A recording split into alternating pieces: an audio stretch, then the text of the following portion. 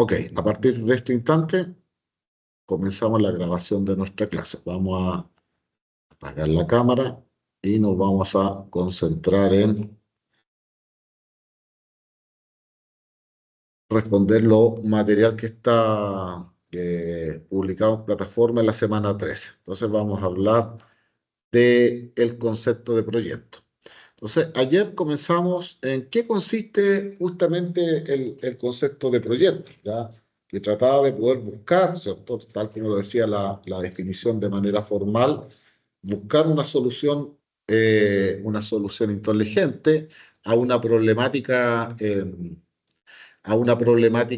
que está sujeta a atender a resolver algún problema que presenta la sociedad, ¿ya? Entonces, el proyecto en sí trata de poder satisfacer alguna problemática que se presenta a la sociedad. Ahora, ¿de dónde parte este concepto general? Este concepto general parte desde una idea, que ayer dijimos, oye, ¿qué es lo que representa una idea? Una idea es un pensamiento que uno tiene y dice, ¿cómo yo pudiera materializar, poder solucionar una problemática? Para esta problemática poder transformarla en un negocio, ¿ya?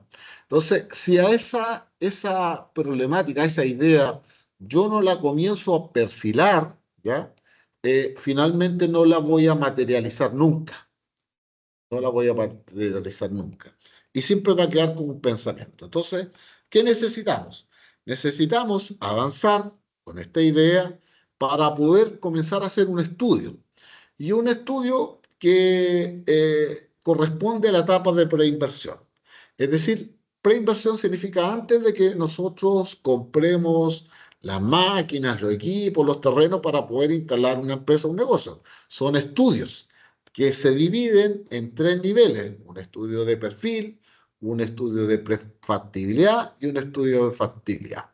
Y si en ese estudio, ¿ya? Si en ese estudio se dan ciertas condiciones, se visualiza de que esta propuesta de negocio que está acá resulta atractiva, ¿ya?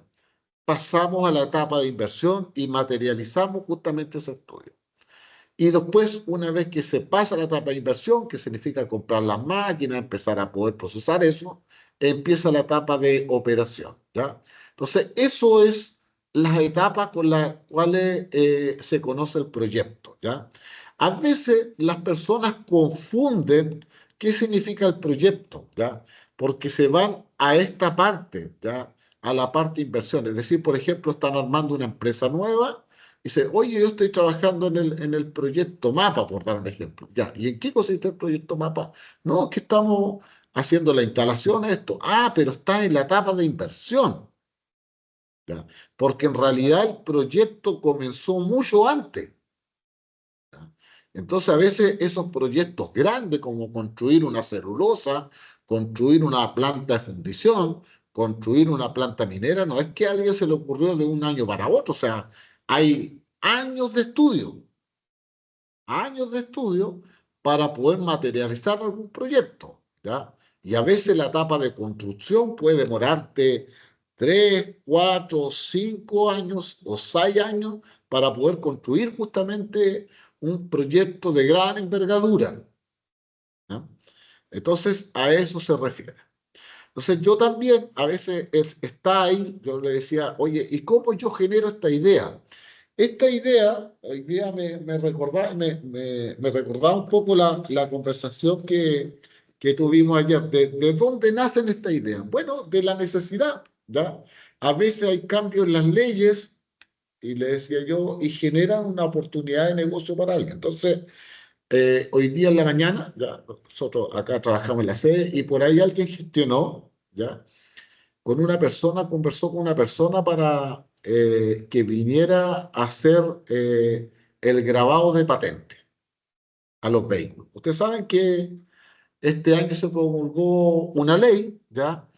Y le pidieron a que a todos los vehículos tienen que tener grabado en sus vidrios las patentes. Eso lo saben, ¿cierto? Sí, Ya. ¿Y cuándo comienza a ser exigible? En O sea, mayo del próximo año. ¿Ah? vehículos nuevos ya tienen que venir con la... Sí, los vehículos nuevos ya tienen que venir, pero los que son los vehículos antiguos ya tienen que tener la lista antes de mayo de 2025. Ok. Y bueno, esa indicación, esa modificación en la ley, ¿qué generó? Una oportunidad de negocio, ¿o no? ¿Cuántos vehículos hay en Chile? Entonces, hay una oportunidad de negocio. Entonces, ya hay gente que ha visualizado que poder hacer esto, hágalo usted mismo, te generan algunos kits para poder trabajar frente a eso y poder solucionar esa problemática, ¿ya? Y esta persona vino acá, ¿ya? ¿Ustedes han visto cuánto están los precios? ¿Ya? ¿Han escuchado los precios de cuánto cuesta poder hacer esta tarea? Acá No, cobran profe. 20.000 20.000. ¿A dónde por, acá? en Puerto Varas, Puerto Montt. Puerto Montt. Perfecto. Sí. ¿Alguien tiene otro dato? Acá también, profe, 20.000 en Talca. 20.000 en Talca. Bueno, lo mismo yo he visto acá. Concepción, 20.000. Entonces esta persona, como vino acá y alguien hizo el contacto a través el contacto del sindicato y le hizo ya, mira, aquí te hacemos un paquete completo y ven y coloca un precio que sea distinto. Entonces él vino y lo hizo por 10.000 pesos. ¿Por qué? Porque trabaja con volumen importante. Entonces esta persona llegó, hizo hoy día 20 autos y se ganó 200.000 pesos. ¿Ya? Ahora, tú puedes cobrar más caro, ¿ya? Pero efectivamente ahí donde están los valores de economía de escala, cuando tú haces un volumen importante, porque es distinto 20.000 pesos si tú vas a la casa, etcétera, pero aquí está el estacionamiento lleno y puedes estar trabajando todo el día, pues, hasta que se te acaben los autos que tengas que hacerle esta actividad, porque ya varios la han hecho y otros están esperando que no estaban en esa situación. Entonces yo le decía, bueno, ahí está, alguien que se atrevió efectivamente a decir, oye, porque esto no se necesita un gran conocimiento de esto, ¿ya? O sea, hay que buscar las herramientas, empezar a probar, a tallar diferentes vídeos, hasta que finalmente tú lo pruebes, hagas la práctica y te puedes lanzar justamente con una propuesta de negocio. Entonces, eso está válido para todo el mundo, pero no todo el mundo ve la oportunidad de negocio. Entonces, ahí yo, eso es lo que decía, que de repente a veces la idea es tan, oye, si esto no es tan difícil de hacerlo, pero te puedes quedar en la idea y finalmente no la materializa y no se lleva justamente esa condición para poder trabajar en lo que aquí se plantea. Ya, entonces, para poder contar esto, la etapa idea, ¿qué es lo que representa? Un pensamiento solamente para poder trabajar esto, ¿ya? Entonces, las diferentes formas de solucionar un problema o aprovechar una oportunidad constituirán las ideas del proyecto. Se puede afirmar que la idea de un proyecto representa la realización de un diagnóstico que identifica distintas vías de solución, ¿ya? Pero hasta ahí llega esa parte, ¿ya? Es un pensamiento que tú tienes para poder solucionar una problemática, pero te queda en la cabeza. No has sido capaz de poder materializarlo, poder escribirlo, ¿ya? Y eso es lo básico. A veces la idea no brota, ¿ya? O hay veces que alguien uno le pregunta, oye, le pregunta al estudiante, ¿ya? Porque hoy día los tiempos han cambiado, ¿ya? ¿Qué ocurre? ¿Qué pasa si uno busca trabajo? ¿Y qué pasa si uno no encuentra trabajo como empleado dependiente? Entonces uno comienza a desesperarse, oye, nadie me quiere contratar, ¿y hasta cuándo va a estar esperando? ¿Cuánto es el ancho de banda que tú pudieras presentar para poder desarrollar esta actividad, ¿ya? De poder seguir buscando trabajo? ¿Va a ser algo 3 meses, 4 meses, 5 meses, 6 meses, un año? ¿Y qué pasa si en un año tú no encuentras trabajo? ¿Qué vas a hacer? ¿Qué es lo que hay que hacer? Emprender. Hay que emprender. O sea, el sistema a veces te obliga a poder emprender. Entonces, dependiendo en algunas fechas en las que ustedes salgan, hay situaciones que a algunos le tocó, no sé, egresar, por ejemplo, en plena época de pandemia. ¿Y qué pasó en el año 2020-2021 con los empleos? O sea, se iban desvinculando muchas personas, ¿ya? Entonces ahí había que buscar una alternativa para poder emprender. Te obligaron justamente a poder emprender. Ahora esta situación se da, hay situaciones económicas que a veces está en alza, está en la baja, y no se puede definir justamente para poder desarrollar lo que está haciendo acá. ¿Mm? Entonces eso pudiera ser en este caso un tema para poder desarrollar. Por lo tanto, mi recomendación en términos generales es que esa alternativa siempre tiene que estar. Ahora, si bien es cierto, cuando uno le pregunta a las personas, a los estudiantes, ¿qué quieres hacer tú en los próximos 5 años? No, la gran mayoría te dice, no, yo quiero trabajar como empleado dependiente y después juntar un poco de capital y ahí recién empezar a emprender. Eso es como el pensamiento genérico. Entonces yo le digo, miren, ¿sabe qué? La mejor posibilidad para poder comenzar a emprender es cuando todavía estás estudiando. ¿Por qué? Porque ahí no tienes nada que perder y sí mucho que poder arriesgar, pero tienes mucho menos que perder. Pero ¿qué ocurre cuando ya pasan algunos años trabajando, asumiste algunos compromisos financieros, estás con un crédito hipotecario, estás con un crédito de casa, vas a tener familia, hijos, etcétera? ¿Estás en posición de poder arriesgarte ahí? La verdad, es cosas que es más difícil.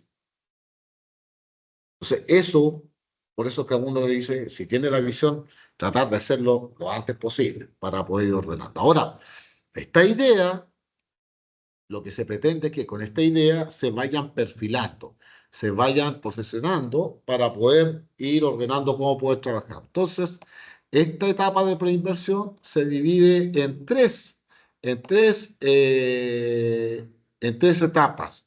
Una primera etapa que se llama la etapa de perfil, donde se hacen diferentes clases de estudio, una etapa de prefactibilidad y una etapa de factibilidad. Ahora, en esta etapa de perfil es un estudio inicial bastante básico, ¿ya? Que no se demora mucho tiempo y normalmente uno le va preguntando a las personas que tienen un poco de experiencia cómo, cómo cómo visualiza el tema del negocio. Por ejemplo, si hay alguien que te dijera, oye, ¿sabes qué? Tengo deseo de instalar un restaurante, por darte un ejemplo, ¿ya? Entonces, pero yo la verdad, cosa que no tengo idea cómo funciona un restaurante. Entonces, ¿cómo yo debiera asesorarme para saber cómo funciona un restaurante? ¿Cuáles son las claves para esto? ¿Cómo me asesoro?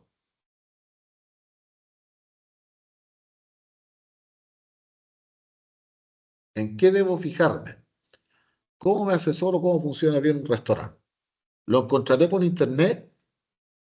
¿Encontraré en estudios? ¿Cuál será la información más viable? ¿Cómo lo harían ustedes?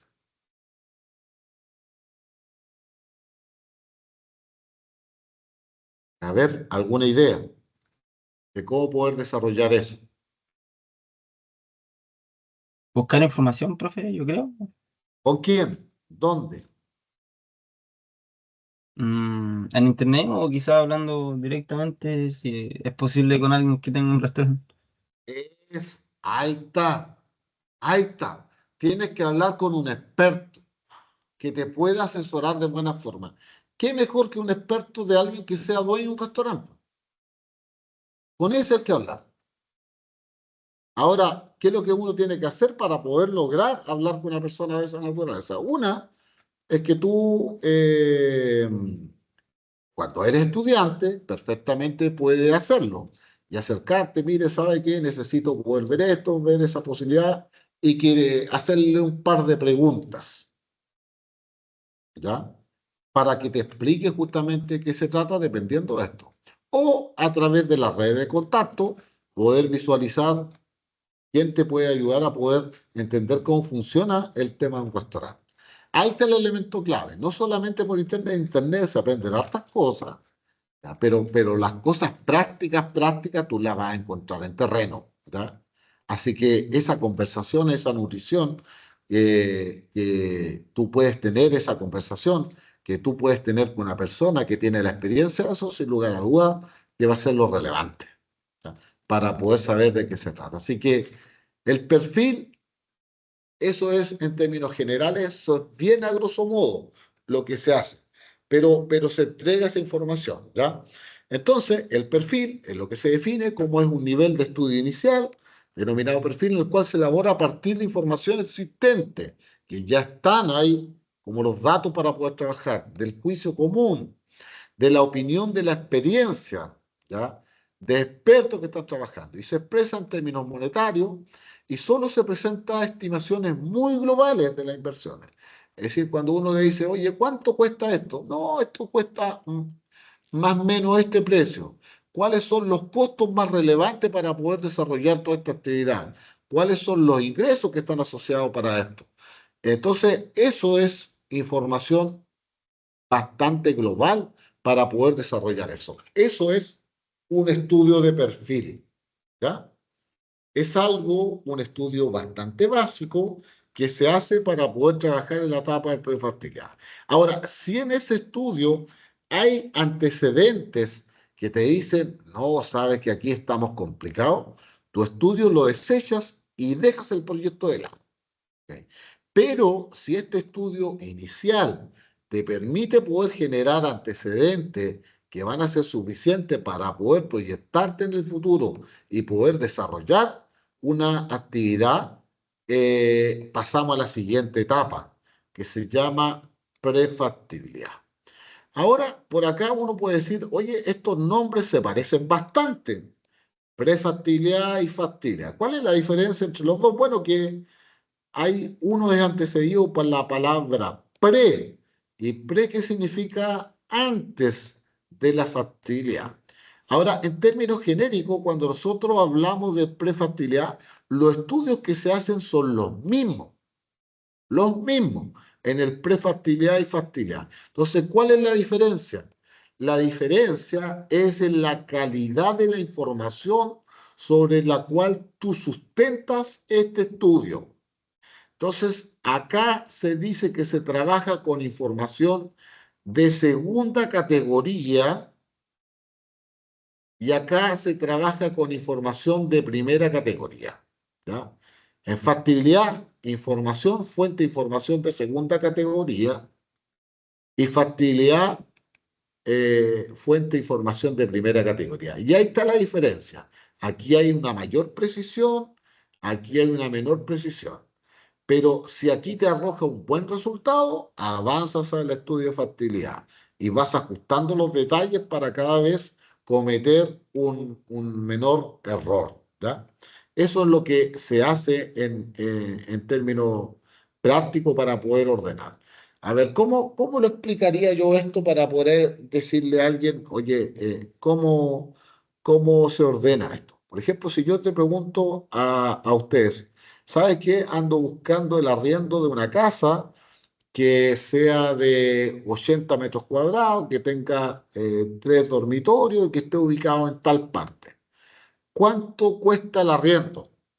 Entonces hay alguien que te dice, no, eso cuesta 500.000 pesos más o menos. Perfecto.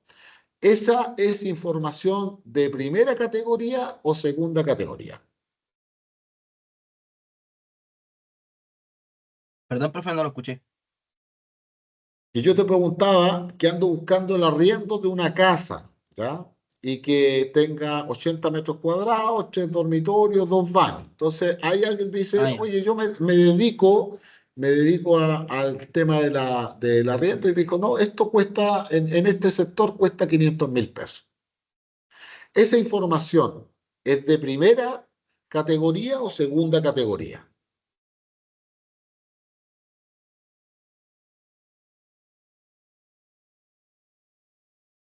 ¿Cómo sería esa fuente de información? ¿De primera categoría o segunda categoría?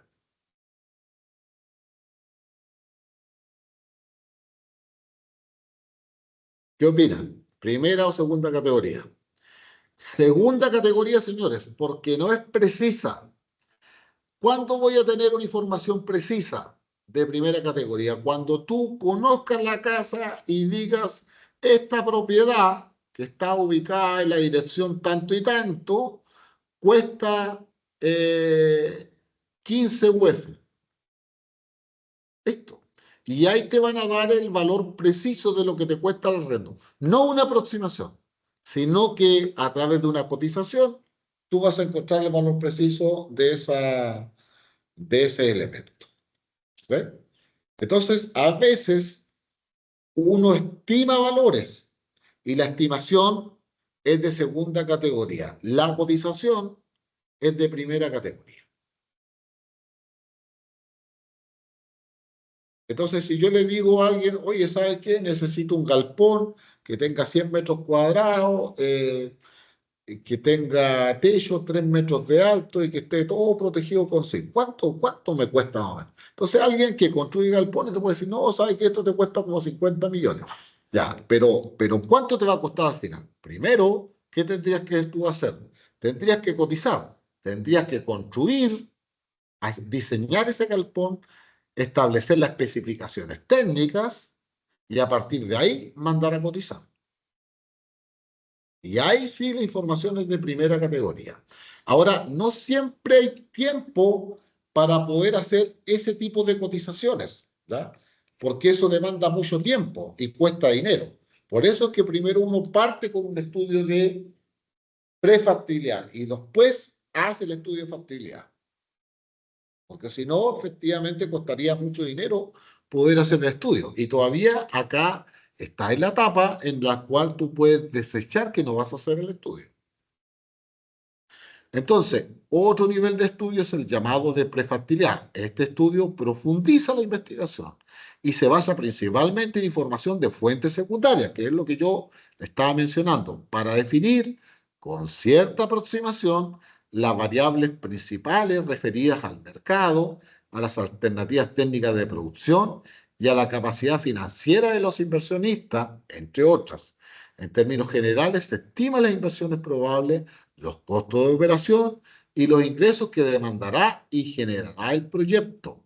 Se caracteriza por descartar soluciones con mayores elementos de juicio. Para la aproximación de la cifra se hace recomendable la sensibilización de los resultados obtenidos, o sea, medir cómo cambia la rentabilidad ante modificaciones en el comportamiento de las variables. Como resultado de este estudio surge la recomendación de su aprobación, su continuación a niveles más profundos de estudio, su abandono o postergación hasta que se cumplan determinadas condiciones mínimas que deberán explicarse. Es decir, yo delante también ayer le decía que también puede ocurrir eso, que no necesariamente el proyecto a lo mejor hoy día no resulta atractivo y tú tengas que desecharlo. A lo mejor no es el momento. No es el momento, pero si tú esperas un par de años atrás, puede que sea el momento. O sea, yo me recuerdo acá en la región, bueno, en Pargua se está construyendo el puente Chacao, ¿ya? Entonces, que une Pargua con Chacao y la isla de Chiloé. Ahora, este puente se viene hablando del año 2006, ¿ya? Y cuando se hizo el estudio de prefactibilidad el año 2006, se encontró que ese proyecto en esa época no era rentable. Ok. Y no es que se haya desechado, sino que se dijo que en ese instante no era lo adecuado. Y después se tomó el mismo proyecto 10 años más tarde y finalmente se aprobó. Y bueno, ahora está en la fase de construcción.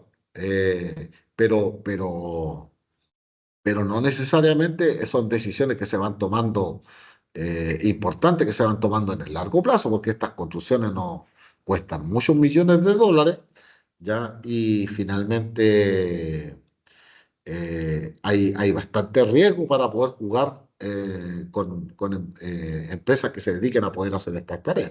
Así que ahí hay que buscar el mejor momento para proyectos de esa naturaleza, ¿ya?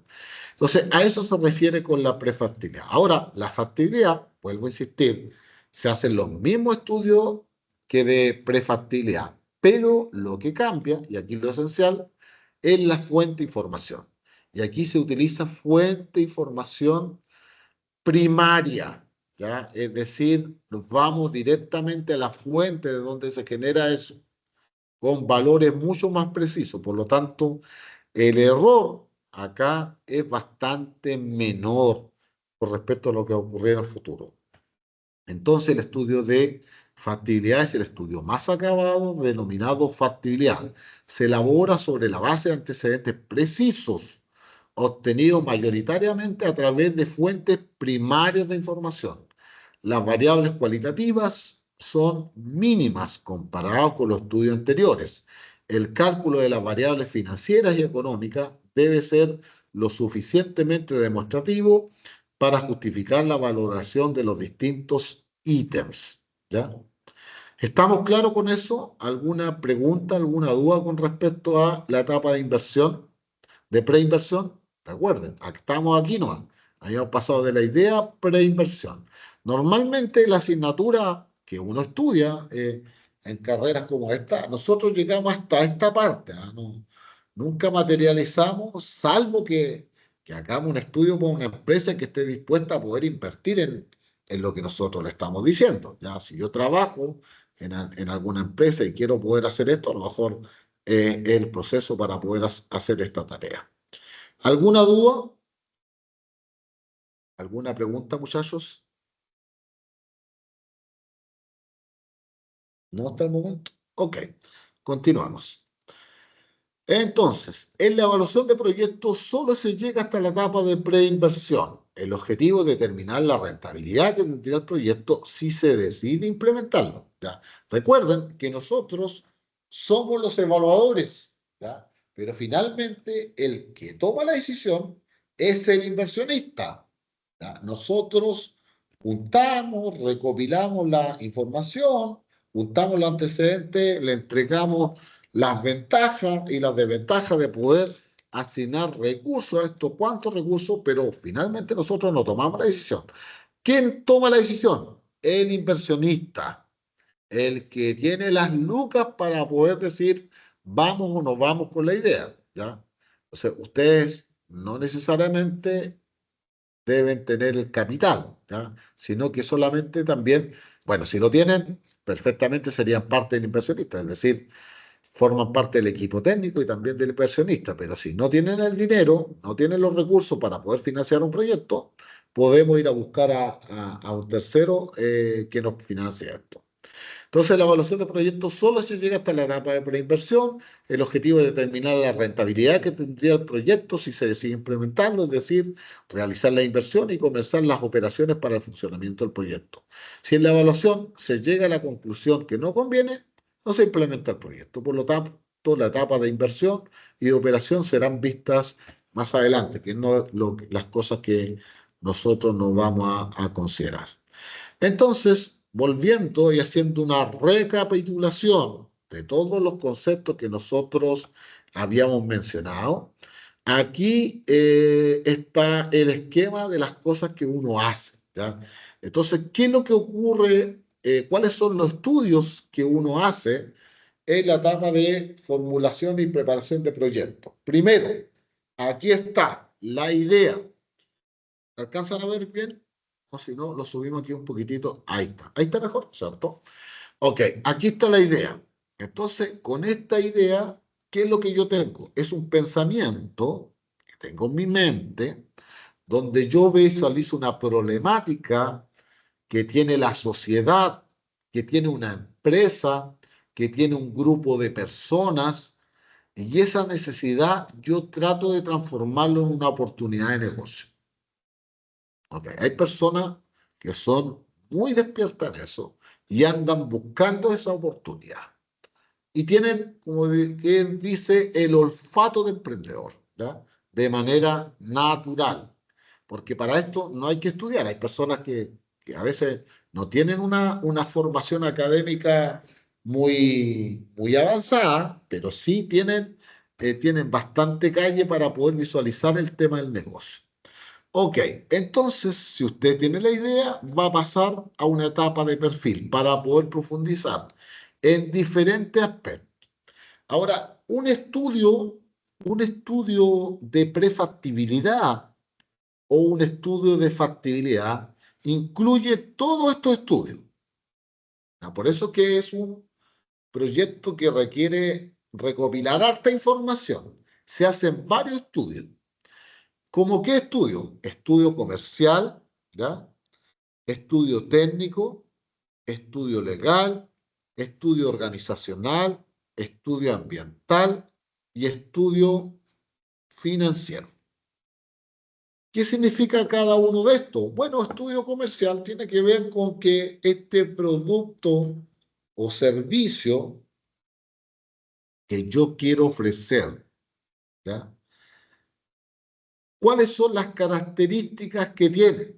¿Ya? ¿Ya existe? ¿Ya? ¿A quién está dirigido? Entonces se analizan diferentes clases de mercado, ¿ya? Se analiza el mercado consumidor, hacia dónde está orientado. Se analiza el mercado proveedor, quién me va a entregar las materias primas o insumos para poder realizar este negocio. Se analiza el mercado competidor, cuáles son las empresas que ya existen en el mercado y que fabrican o producen el mismo producto o servicio que yo quiero ofrecer o algo similar. Y por último, el mercado distribuidor. ¿Cómo llego con mi producto o servicio hacia el cliente final?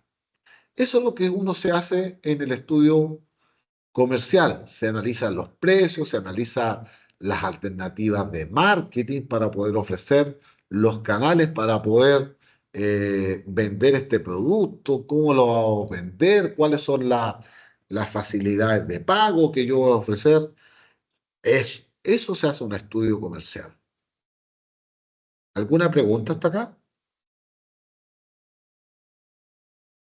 ¿Alguna pregunta? El Por aquí estudio hay una pregunta. técnico. Ya, no por el momento, ¿cierto? No te escucho bien. Al menos yo por el momento Ya, no. ya, perfecto, gracias. Cualquier cosa me interrumpen nomás, ¿ya? El estudio técnico. ¿A qué se refiere el concepto de estudio técnico? Bueno, ¿qué necesito para yo fabricar o producir ese servicio? ¿Cuáles son las máquinas? ¿Cuáles son los equipos que necesito? ¿Qué características debe tener este proceso productivo? ¿Ya? ¿Dónde voy a estar ubicado? ¿Ya? ¿Cuáles son las necesidades de espacio físico para poder hacer esta actividad productiva? ¿Ya? ¿Cuáles son las materias primas que requiero y en qué cantidad, en qué proporción?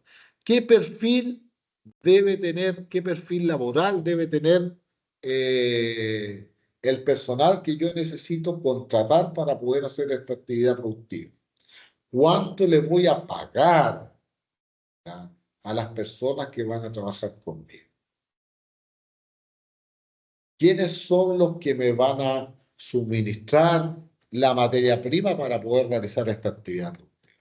De eso se preocupa el estudio técnico, ¿ya?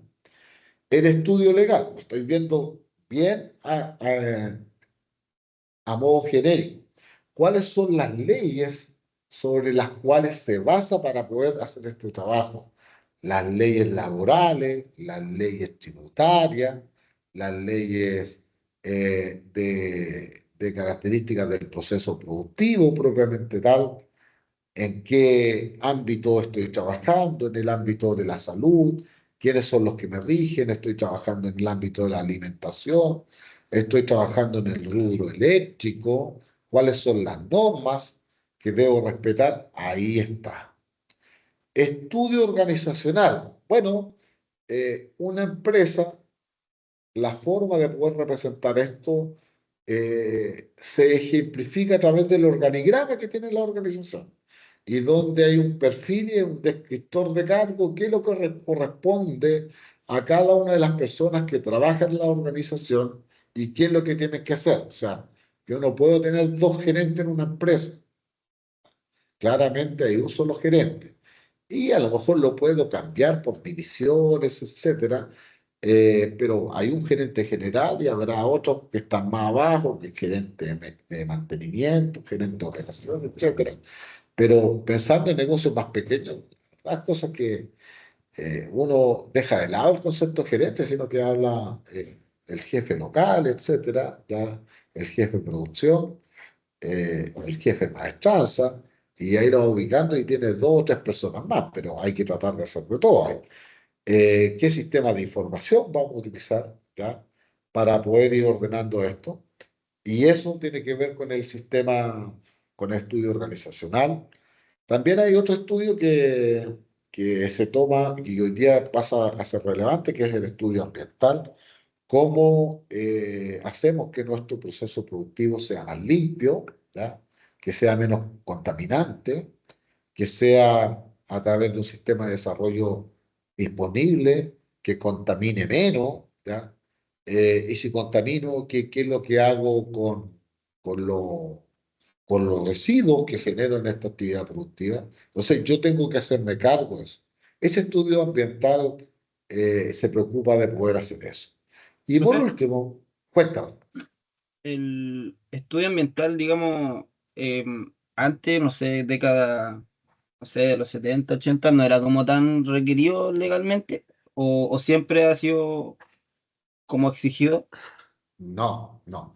En la década del 70, 80, la verdad es que, que no había ninguna restricción, ¿ya? Es más, por eso nosotros en Chile recién se comenzó a establecer las leyes de base del medio ambiente en nuestro país el año 1994. Y el primer proyecto que fue evaluado a través de un estudio de impacto ambiental fue el proyecto Pangue, aquí en Chile, que es una central hidroeléctrica que está ubicado por el lado de Santa Bárbara, acá en la ciudad de Los Ángeles, ¿ya? Y que ese fue un caso emblemático, ¿ah? ¿Ya? Que hubo que erradicar, ¿ya?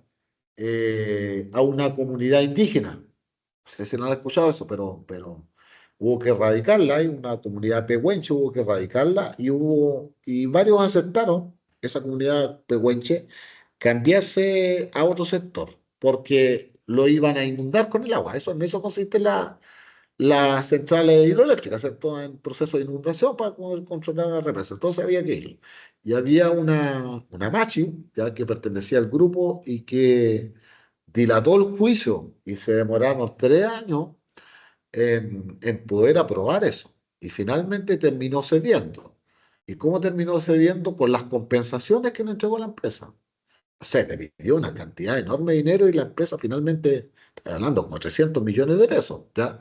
Y de esa época, ¿ah? Que era mucho dinero. Y finalmente la persona terminó cediendo, porque el proyecto se ralentizó por eso. Entonces, desde 1994 hacia adelante, a todas estas empresas que están instalándose, le piden una declaración de impacto ambiental cuando tu nivel de contaminación es más bajo o un estudio de impacto ambiental. Y hay muchas cosas que hoy día el trámite se rechazan por esas alternativas. Pero antes no había ninguna consideración. O sea, yo coloco este ejemplo. Yo me recuerdo, pues, ahí había un programa hace varios años atrás, y a lo mejor ustedes también lo vieron, que era tal vez el mecanismo que nosotros teníamos para poder informar lo que era la televisión. ¿Verdad? Estoy hablando de la década del año 80, los primeros años 90, cuando uno no tenía acceso a Internet, hoy día tienen de todo. Entonces había un problema, un programa en televisión que se llama, que lo realizaba Sergio Nuño y que decía La tierra en que vivimos. No sé si alguna vez lo han visto, etcétera, ¿ya? Era un programa muy interesante en esa época era uno de los precursores de quienes se preocupaba por el tema medioambiental. Entonces mostraba en Celulosa Arauco, te estoy hablando del año 1987, que queda la planta Orcones. Entonces eso colinda con el mar, ¿ya? Entonces los residuos que se generaban Celulosa Arauco, planta Orcones, había un cerco, llevaba un cerco que daba una playa.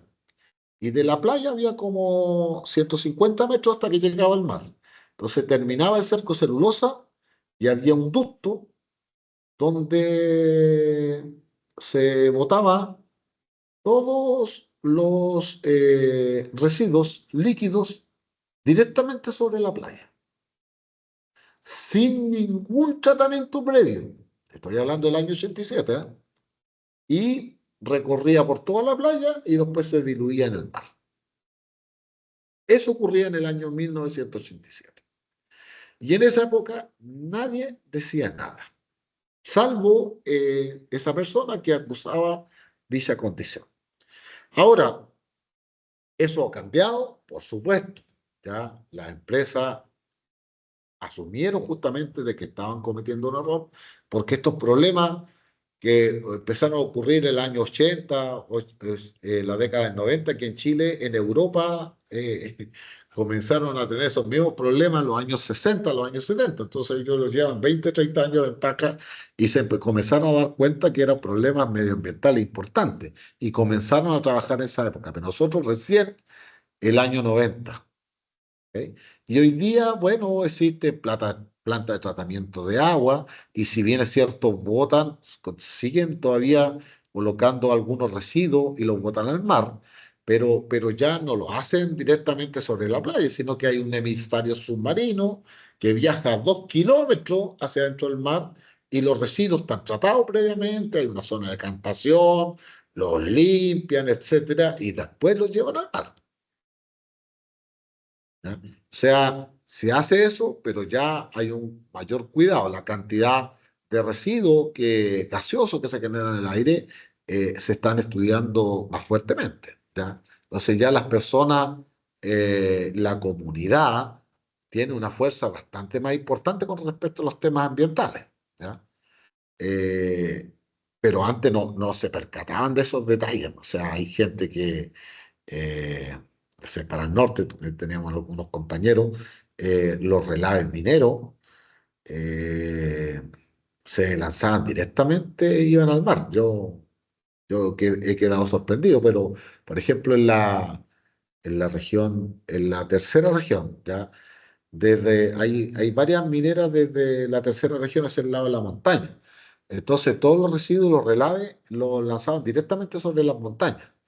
Y eso después llega, finalmente, cuando hay lluvia, todo eso llega al mar. Entonces la ciudad, no me acuerdo cómo es el nombre de la ciudad,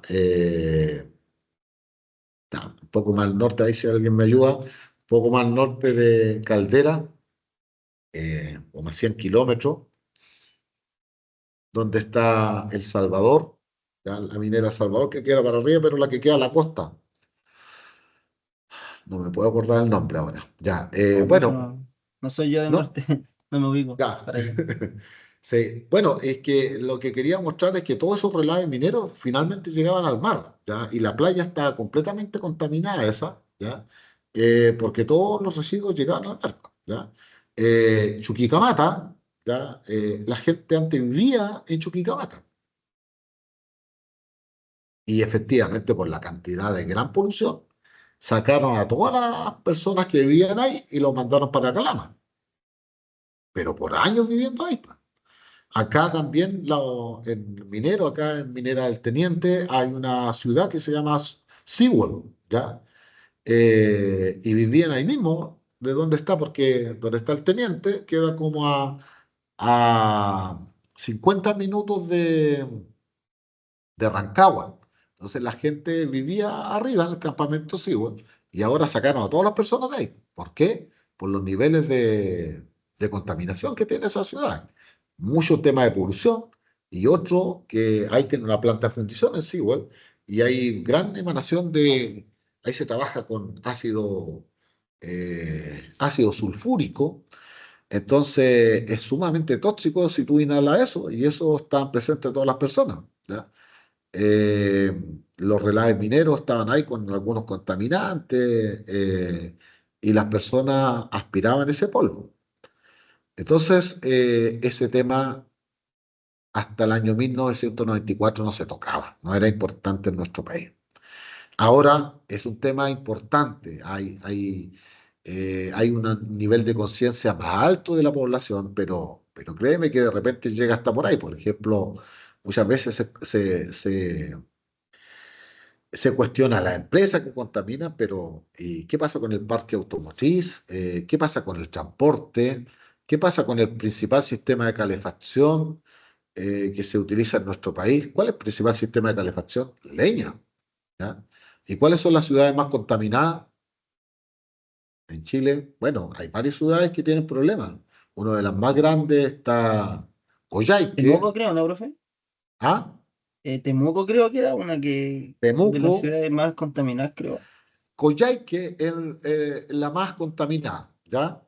Temuco, ¿ya? Está Rancagua, está Chillán, etcétera, bueno, donde y Santiago, ¿para qué hablar? Que efectivamente no tienen mucho movimiento de aire, ¿ya? Y en invierno se utiliza mucha leña,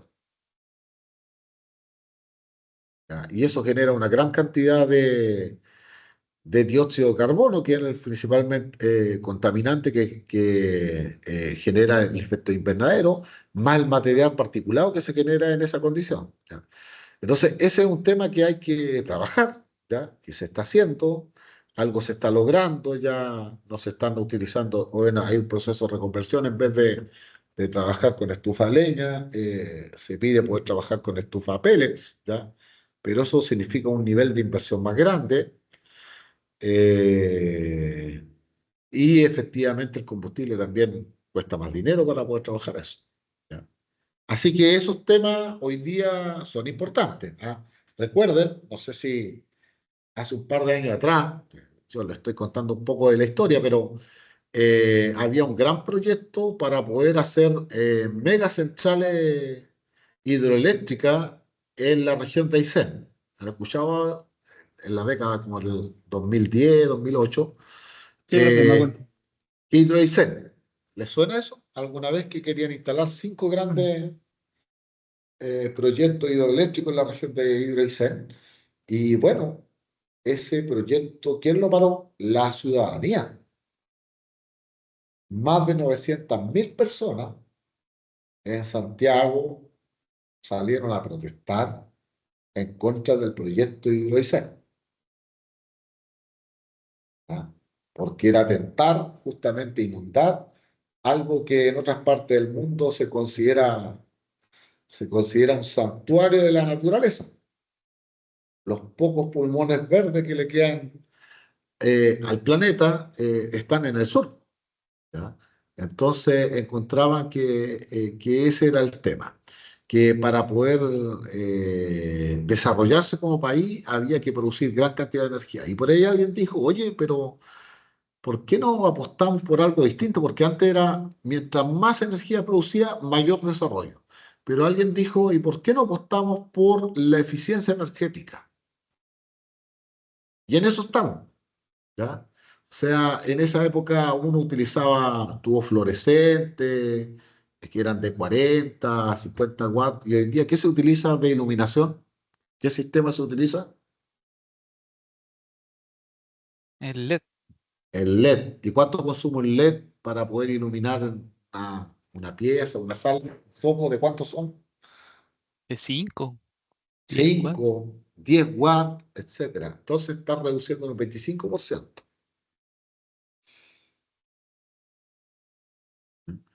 O sea, estás consumiendo un 25% de lo que consumías antes. Entonces ahí cambió el foco, que no era necesario seguir produciendo más energía eléctrica, ¿ya?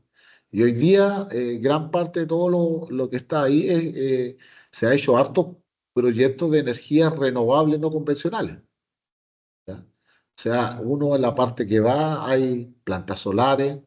Bueno, le hemos dado bastante fuerte con la generación con aerogeneradores. Está lleno de parques eólicos en nuestro país, ¿ya? Ahora, eso tiene un costo más caro igual, ¿ya? Producir energía eléctrica eh, a través de energía solar o parque eólico es más caro que es una central termoeléctrica, ¿ya? Que funcionan a carbón. Pero Chile tiene un plan, no sé si lo iremos a cumplir, que de aquí al 2035, 2040, no debiéramos producir más energía eléctrica a través de centrales eléctricas a carbón. ¿Ha llamado el concepto de descarbonización? Ahí está el proyecto. Ahora, no sé si lo iremos a cumplir. ¿Ya? La verdad, es cosas que yo lo veo complejo, para serte honesto. ¿Por qué? Porque las tarifas eléctricas han ido aumentando. ¿Ya? No sé si lo han notado, pero hoy día se nota el tema de las tarifas eléctricas en casa. ¿Ya? Entonces, si uno pagaba antes 40.000 pesos, ahora las boletas están saliendo de 55, 60.000 pesos. ¿Ya? Y si tú pagas 50, 60, están subiendo 80. Entonces, todo eso también tiene una forma de poder visualizar esto. Entonces, todos estos estudios que están acá son parte de un estudio de prefactibilidad en una primera instancia, o puede ser un estudio de factibilidad, depende de la información con que se trabaje. Y con eso yo hago la formulación de un proyecto. Esa es la estructura que hace. Todas estas cosas son necesarias para poder hacer. Preguntas, comentarios con respecto a esto. Por ahora yo al menos nada, profe. Ya, perfecto. Entonces, el estudio de proyecto, cualquiera sea la profundidad con que se realice, distingue dos grandes etapas: la formulación y preparación y la evaluación. Entonces, la formulación y preparación. Primero, ayer habíamos conversado con esto. La formulación y preparación tiene que ver con lo que es la configuración. Cuando uno habla de poder formular, significa poder configurar en qué consiste este negocio. Y la preparación significa recopilar los antecedentes. ¿Ya? Eso es lo que uno busca en una primera instancia. Y en la evaluación, ¿qué significa? Sacar los indicadores de rentabilidad, si esta propuesta de negocio es atractiva o no es atractiva. Ok, revisemos entonces. En la formulación y preparación tiene como objeto definir todas las características que tengan un grado de efecto en el flujo de ingresos y egresos monetarios del proyecto y calcular su magnitud. Entonces, en una parte del proyecto, cuando uno lo formula, tiene que definir cuáles son sus activos fijos.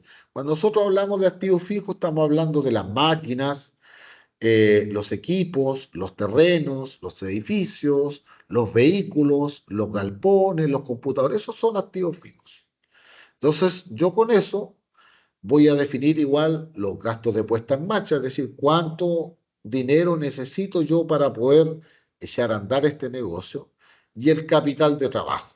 ¿Ok? Entonces hago una estimación de cuánto es la vida útil de cada uno de estos activos, cuánto es lo que tengo que invertir en este proyecto, cuáles son los ingresos que se van a generar este proyecto, cuáles son los egresos, cuáles son los gastos no reembolsables y cuál es la rentabilidad mínima. ¿Ya?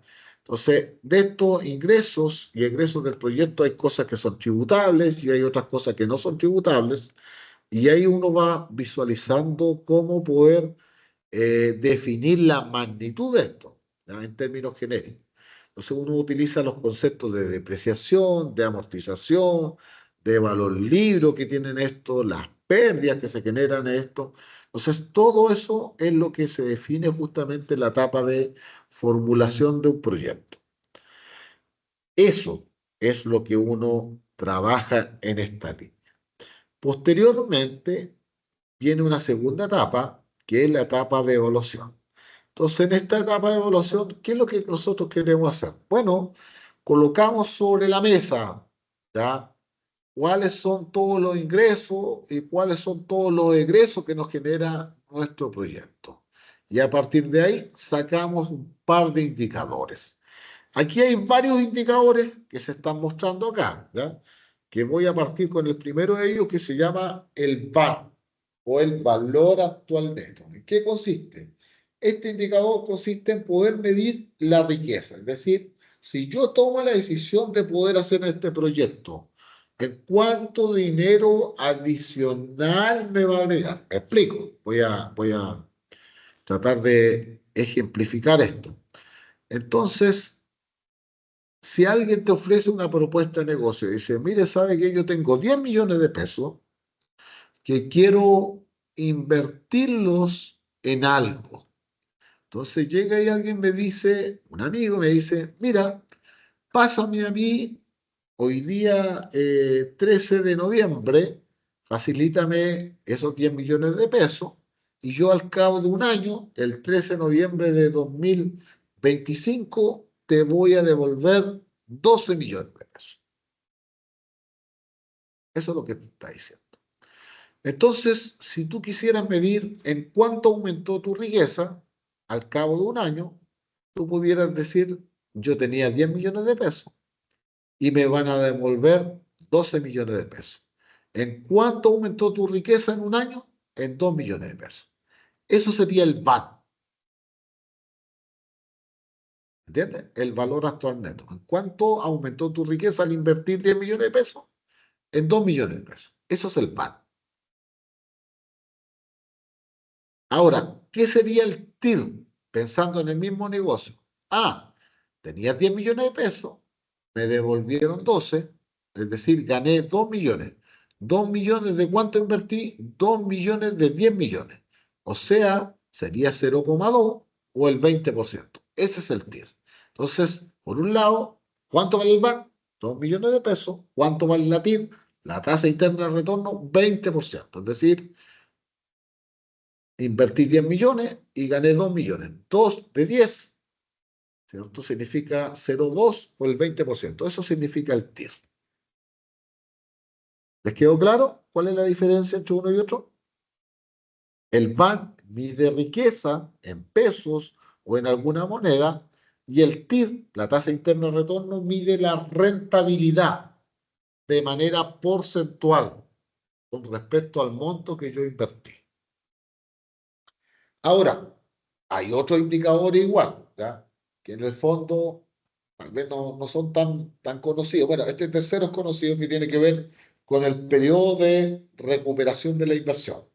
O sea, ¿en qué consiste el periodo de recuperación de la inversión? Es decir, tú invertiste 10 millones de pesos. ¿Y en cuánto tiempo yo recupero el dinero?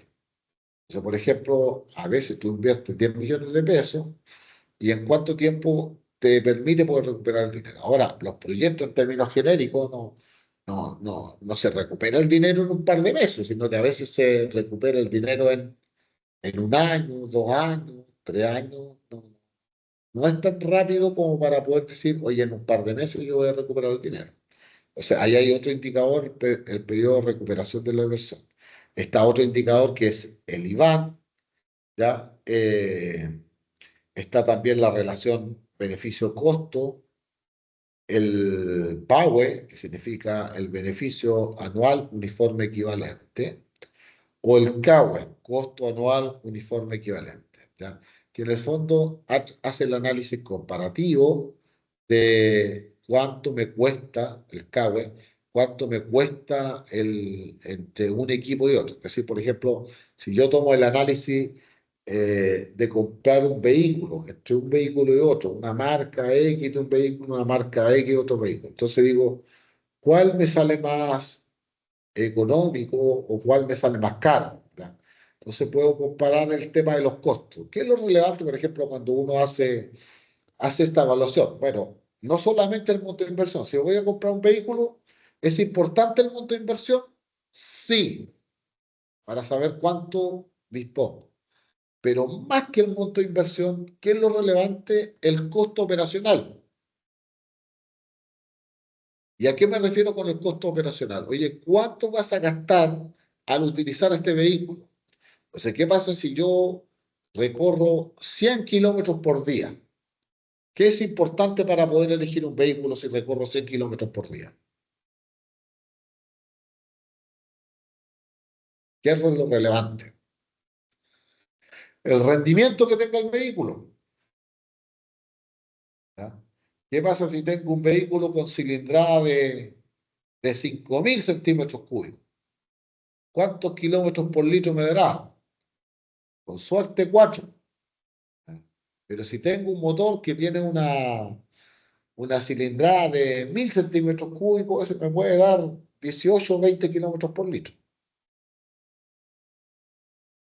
Y sabiendo cómo está el precio del combustible, el costo operacional es bastante alto, ¿cierto? Tomando en consideración cuánto cuesta un litro de combustible, vendiendo 95, 93, o en qué región estuvimos ubicados, estamos hablando de 1.300 pesos por litro. Y por lo tanto, si tú andas a 5 kilómetros por litro y recorres 100, necesitas 20 litros diarios. Y el litro te cuesta 1.300, entonces ya eso se transforma en 26.000 pesos. Solamente combustible diario. ¿Y alguien puede pagar eso? Bueno, si el negocio lo da, está ahí. Pero si tu vehículo da 20 kilómetros por litro y recorre 100, solamente necesitas 5 litros. Y 5 por 1.003 ya son 6.500 pesos, que es distinto a los 26.000 que estamos colocando arriba. Entonces ahí uno va visualizando el esquema con los diferentes indicadores, ¿ya? Entonces, lo que andamos buscando en la evaluación es la rentabilidad de una inversión. En muchos casos será necesario efectuar evaluaciones durante la etapa de formulación de proyectos para poder obtener eso. Y finalmente con eso uno toma la decisión. Si bien comúnmente se habla de flujo de caja, es posible distinguir tres tipos en función del tipo de evaluación. De esta manera habrá un flujo de caja para medir la rentabilidad de toda la inversión, independiente de su fuente de financiamiento. Habrá un flujo de caja para poder medir la rentabilidad solo de los recursos aportados por el inversionista, o habrá un flujo de caja para poder medir la capacidad de pago. Esas son las tres alternativas. ¿Cuál es la estructura de un flujo de caja? En términos generales, siempre acá van los ítems, ¿ya? Y aquí van los periodos, desde el periodo cero hasta el horizonte de evaluación de un proyecto. Ahora, esto es un ejemplo, ¿no? Que sean 5 años, normalmente se mide en años, pero hay proyectos que tienen un horizonte de evaluación de 7 años, de 10 años, de 20, de 30, de 40 años. ¿De qué depende? Básicamente de la vida útil que tengan los activos. Acá se agregan los ingresos, que son valores positivos, tributables, los egresos, que son valores negativos, y aquí también se agregan los gastos que no son no desembolsables, que son negativos, se calcula la utilidad de impuesto, se paga el impuesto a la renta, que es de 27%, se saca la utilidad después de impuestos, se sacan los ingresos no tributables, los ingresos no tributables, los gastos no desembolsables, y aquí finalmente tenemos esta fila de aquí abajo, que es el flujo de caja neto. Ahora yo voy a armar aquí la estructura, pero eso es lo que se hace para poder expresar justamente un estudio de evaluación de proyecto. ¿Ya? Ok. Bien, ya, la próxima semana vamos a concentrarnos en poder realizar los ejercicios. Yo creo que con lo que ya entregamos con respecto a la parte teórica, ya es suficiente para poder aplicarlo a la parte que finalmente les vamos a preguntar y que dice relación con el tema de los ejercicios, ¿ya? Porque si bien es cierto, la teoría resulta bastante interesante, atractiva, pero finalmente colocar la pelota al piso significa que podamos hacer la evaluación económica, ya hacer un flujo de caja, etcétera, y en eso nos vamos a concentrar para poder ir ordenando con nuestros contenidos de la forma en la cual hemos definido poder trabajar, ¿ya? Que consiste en poder mostrar estos resultados. Ok, ya muchachos, vamos a detener nuestra grabación por el